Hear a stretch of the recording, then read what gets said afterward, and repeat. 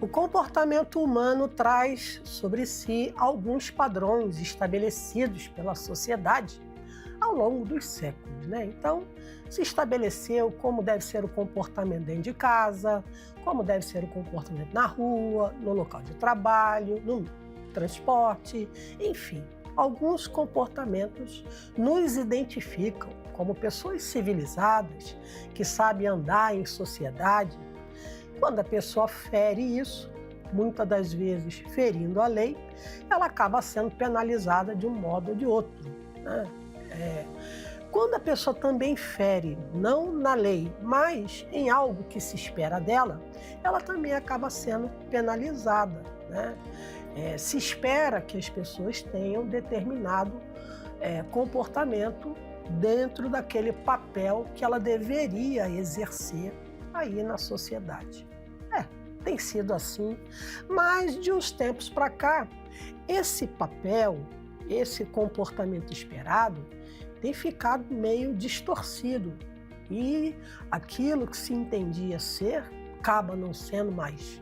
Ai, pastora Mírcia, que confusão. É confuso mesmo. E isso acaba mexendo com aquilo que a pessoa entende ser a sua identidade. Qual é a minha identidade diante de Deus? Qual é a identidade que você tem perante Deus? Vamos falar sobre isso logo depois da vinheta.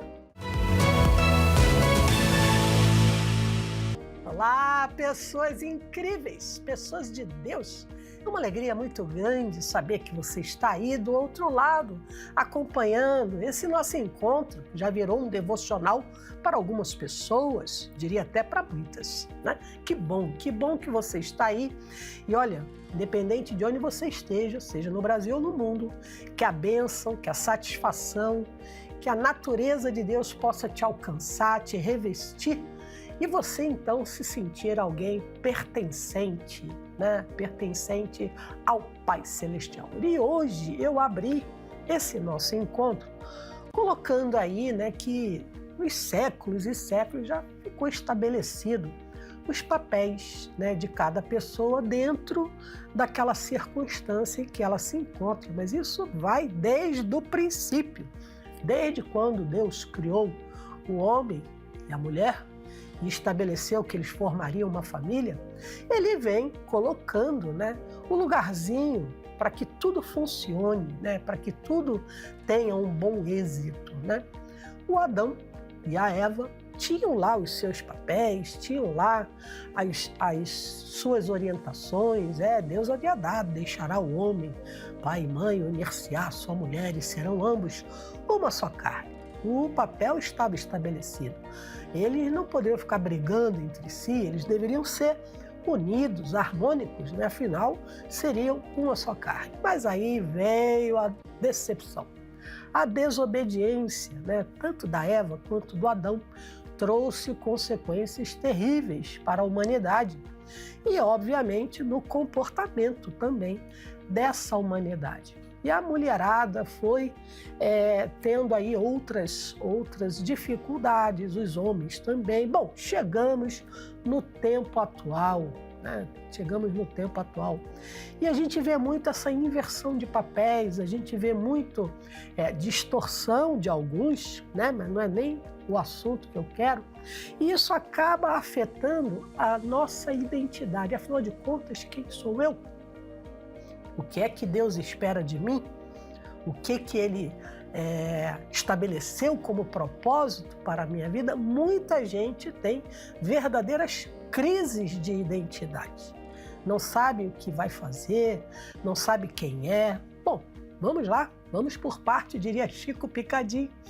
Vamos por parte. A primeira coisa para você ser alguém é ser alguém nascido de novo, né? A Bíblia diz que nós éramos mortos em pecados e em delitos, mas quando aceitamos Jesus, nós passamos a viver, somos ressuscitados com Ele.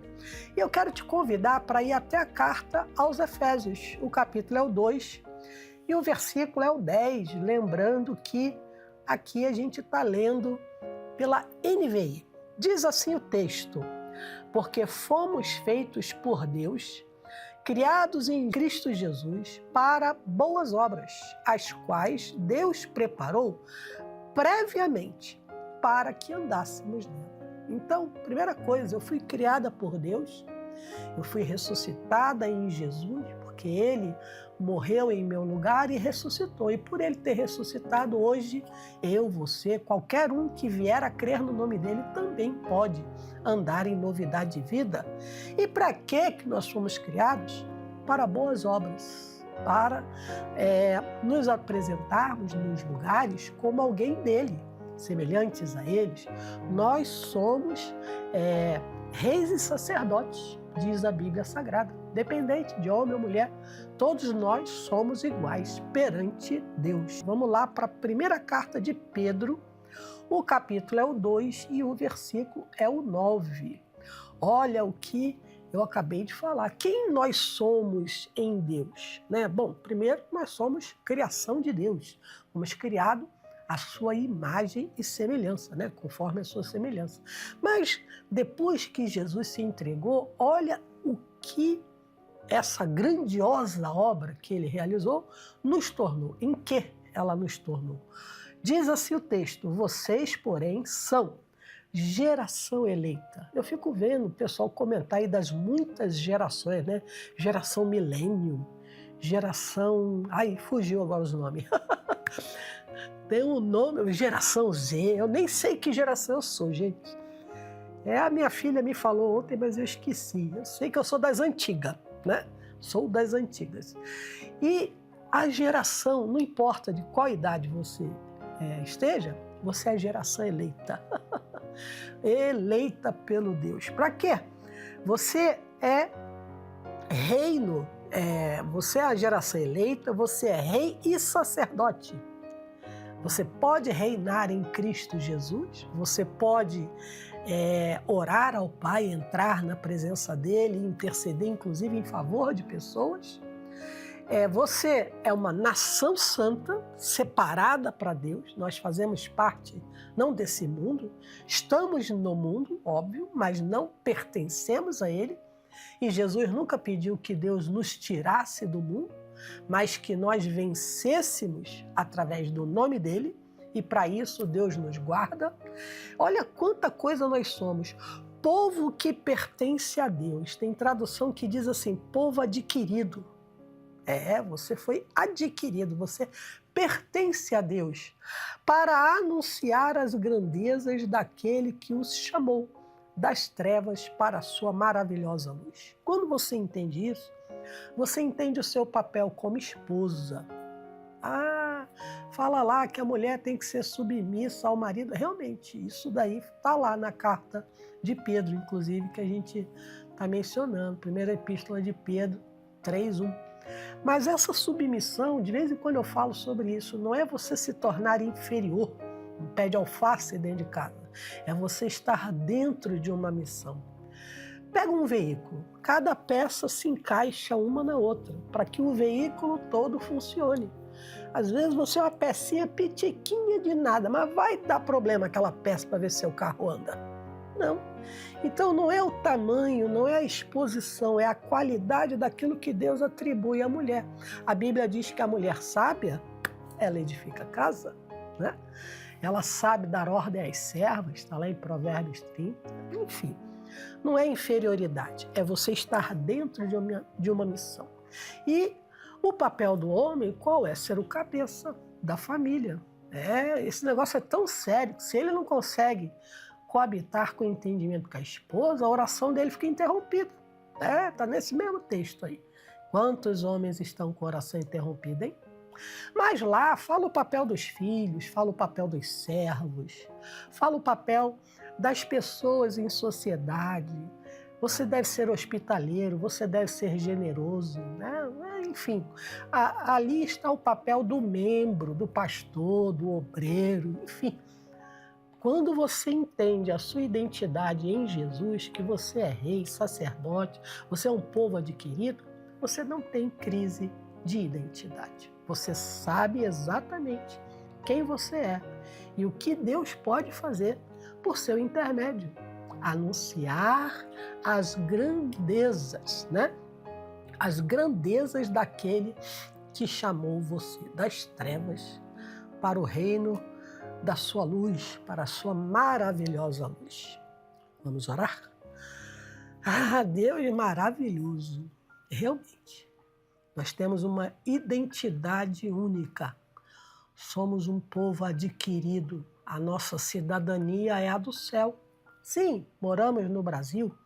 Outras pessoas estão em outros lugares aí do mundo, cidadãos de outras terras. Mas no final, todo aquele que crê em Jesus é um cidadão do reino dos céus.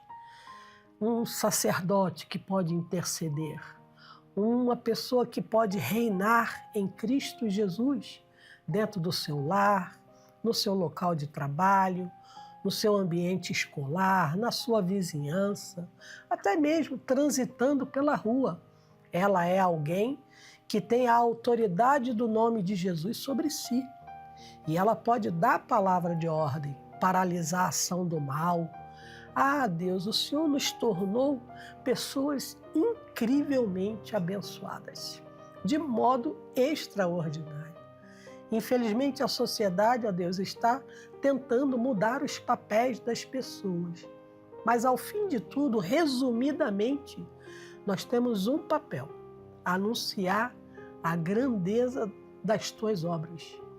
Anunciar que aquele que crê em Jesus também pode ser um cidadão do reino dos céus e ter essa identidade sobre si, a tua marca.